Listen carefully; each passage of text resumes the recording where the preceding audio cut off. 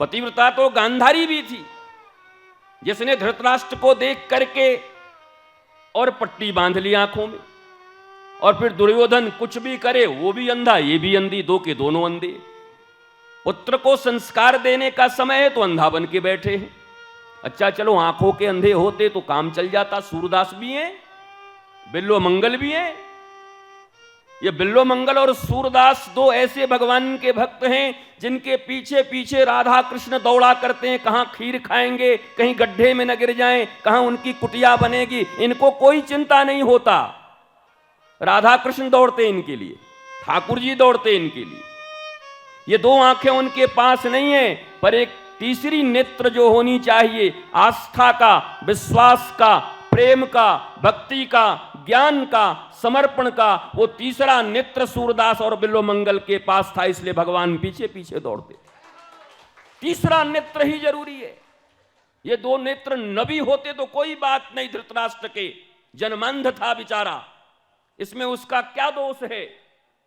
लेकिन दोष तो उस गांधारी का है जिसने अपने पति के पतिव्रता का पालन करने के लिए मर्म न जाने धर्म बखाने, धर्म के मर्म को न समझा, बल्कि धर्म के ऊपर खोली को समझ करके धर्म को अपनाने की चेष्टा करी। अपने और अपने पुत्रों समेत सबका नाश करवा दी, सबको मरवा दी, खत्म हो गए कौरव। उनको तुम अच्छा मां बाप कहोगे जिन्होंने अपने बच्चों को खत्म करवा दिया। अवसर था, वो चाहते तो अपने बालकों को ठीक बना सकते थे, क्यों नहीं बनाए। घर बनाया, द्वार बनाए, गाड़ी खरीदे, मकान खरीदे, 1 BHK से 4 BHK तक आ गए। पर जिसको जन्म दिया था इस पृथ्वी पर एक सुंदर फूल परमात्मा के चरणों में चढ़ाने के लिए, उसको रावण कंस बना दिया, उसको शूर्पणखा और ताड़का बना दिया, और माता पिता होने का गुमान करते हो, अभिमान करते हो। तुम्हारे ही गुण उनके भीतर में प्रवाहित होने चाहिए, स्थापित होने चाहिए। क्या ये ऐसा नहीं लगता कि ये धर्म के ऊपर से विश्वास उठाने के लिए काफी है, ये माताएं काफी हैं। कोई मनुष्य धर्म करे, इनको देख ले अगर एक बार कि प्रातः से उठ के अगरबत्ती, धूप बत्ती, गंगा जल, मंगलवार शुक्रवार कोई व्रत त्योहार छोड़ती नहीं। लेकिन इनके जीवन में इतनी अशांति है कि एक पड़ोसी और पड़ोसिन बचती नहीं शिकायत सुनने से। रिश्तेदारों के तो छोड़ो, इनके अपने जन्म दिए हुए बच्चे, और जब रिश्तेदार घर में आते हैं, एक नंबर का शैतान है, दिन भर परेशान करता है, न पढ़ना है न लिखना है। पैदा तुम किए हो कि वो बुआ की है जो आई है? तुम्हारा सैंपल है कि उसका है? लज्जा भी नहीं आती। कमाल है। तुमने ही जन्म दिया, तुम्हें ही दूध पिला रही हो, तुम्हारे पतिदेव उसका लालन पालन कर रहे हैं, और तुम शिकायतें किससे कर रही हो?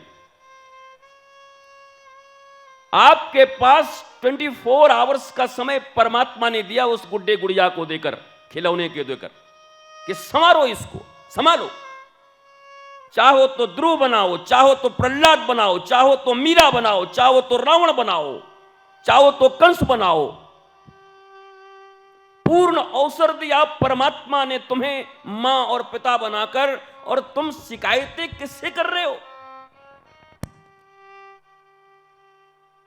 क्या यह प्रश्न अराइज नहीं होना चाहिए हिंदुस्तान के मन में? क्या ये सो कॉल्ड धार्मिक लोगों के मन में प्रश्न उत्पन्न नहीं होना चाहिए? धर्म की मदद तो तुम कम कर रहे हो, धर्म का अवसान ज्यादा कर रहे हो। क्योंकि तुम्हारे जैसे सो कॉल्ड धार्मिक लोगों को देख करके सच्चा धर्म भी जिनका करने का इच्छा होगा, वो भी कहेंगे कि भैया धर्म करने के बाद अगर ऐसी जिंदगी है तो इससे बढ़िया तो बिना धर्म किए हम रह लें। अब तुम धर्म का प्रचार कर रहे हो, एम्बेसडर हो। हनुमान जी तो हमारे रामदूत अतुलित बलधामा, और तुम डिप्रेशन, टेंशन के दूत।